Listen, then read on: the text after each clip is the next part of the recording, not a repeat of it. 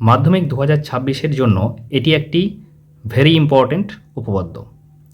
এটা বিগত 2019, 2009, 2001 সালে পড়েছিল, তাই তোমরা এটা অবশ্যই দেখে যাবে। এটা একবার বুঝে নিলেই তোমরা অতি সহজেই লিখতে পারবে, বারবার মুখস্থ করার দরকার নেই। তাই ভিডিওটা স্কিপ না করে পুরো দেখবে। আমরা জানি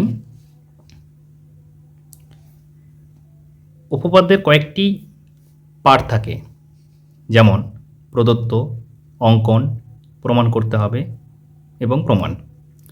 এখানে অঙ্কনের দরকার পড়েনি বলে দেয়নি।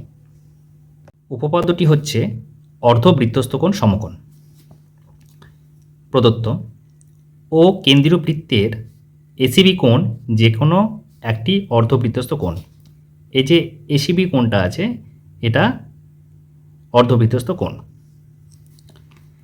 প্রমাণ করতে হবে যে এসিবি কোণ এক সমকোণ অর্থাৎ 90 ডিগ্রি।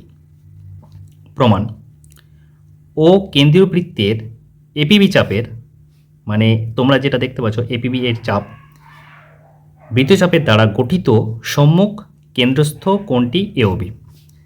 কেন্দ্রস্থ কোণ কোনটা? এই যে এওবি, এটা হচ্ছে কেন্দ্রস্থ কোণ, কারণ কেন্দ্রের মধ্যে দিয়ে গেছে এই কোণটা, তার জন্য আমরা বলবো এটা কেন্দ্রস্থ কোণ। এবং এসিবি ওই এপিবি বৃত্তচাপের দ্বারা গঠিত সম্মুখ বৃত্তস্থ কোণ এটা এসিবি। তার কারণ এই যে আমরা দেখছি এপিবি বৃত্তচাপ, তার সম্মুখে এসিবি হচ্ছে তার বৃত্তস্থ কোণ। আমরা জানি